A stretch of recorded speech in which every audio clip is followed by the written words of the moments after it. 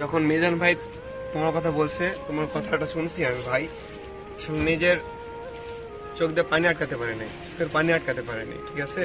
তোমার কথা যখন শুনছি আমি, শোনার পরে মিজান ভাই যখন বলছে, মিজান আমার বলছে যে ভাই এরকম অসহায় ছিল, তার হাত দিয়ে ইফতারি করতেছে, এমন একটা পরিস্থিতি দেখে সেও কান্না করছে, আমার বলতেছে ভাই কান্না করছে।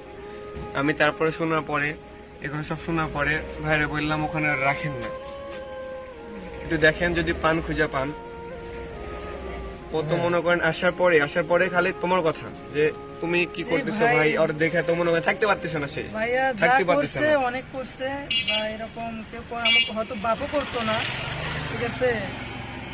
আল্লাহর দরবারে আমি লাখো কোটি শুকরিয়া জানাই, বা এবং উনি আমার জন্য যা করছে আমি সারা জীবনেও ভুলতে পারবো না, সারা জীবন ওনার জন্য কৃতজ্ঞতা থাকবো।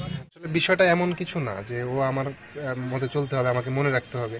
আমি চাচ্ছি যে ওর একটা ভবিষ্যৎ ভালো হোক। এখন ও যদি এটা নষ্ট করে ফেলে তাহলে তো ওর সমস্যা। তা আপনি বলেন যে আপনি যদি নষ্ট করেন তাহলে কি পরবর্তীতে এরকম পাবেন? না না, আমি জীবনে মানুষ কিন্তু আপনাকে ভালোবেসে বারবার দিবে না, একবার দিচ্ছে, আপনাকে এটা কাজে লাগাতে হবে, ঠিক কি না? তো আপনাকে তো জোর করা হচ্ছে না কোনো বিষয় নাকি? তবে আমি অনেক জনের কাছে অনেক হেল্পের জন্য গেছি, কেউ আমাকে হেল্প করেনি।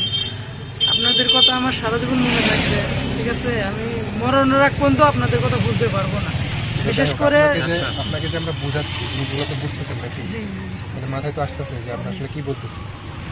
আপনি পরিশ্রম করেন, কষ্ট করে খাটাখাটনি করে হচ্ছে ইনকাম করেন, ওই ইনকামের বরকত থাকবে নাকি বলেন সাবির ভাই? হ্যাঁ অবশ্যই।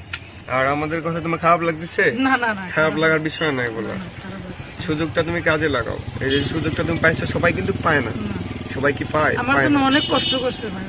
আচ্ছা ঠিক আছে, তাহলে তো আর কোনো কথা থাকছে না। শুনলেন, রাত পর্যন্ত ঘুমাতে হবে, সকালে আবার দেখা করবেন। সকালে এসে আমাদের অনেক কাজ আছে যেগুলো করতে হবে, এবং মানুষের কাছ থেকে আমরা কিন্তু টাকা উঠেছি, একটা টাকা তো আসতেছে, তো এরা হিসাব দিতে হবে। সবকিছু কিন্তু আপনাকে নিয়ে দেওয়া হবে, ঠিক আছে। এবং সাব্বির ভাই থাকবে আমাদের সাথে, আমরা 1 টাকাও এদিক ওদিকে যাইতে দিব না, ঠিক আছে। সো প্রত্যেকটা ভিডিওর মাধ্যমে আমরা আপডেট দিব, তো আমাদের সাথে থাকবেন। এবং এই হচ্ছে রাসেল ভাই, বিদায় নিয়ে নি সবাই, আর আমরা এখন বাসায় যাবো, ঠিক আছে। সবাই ভালো থাকবেন, আল্লাহ হাফেজ।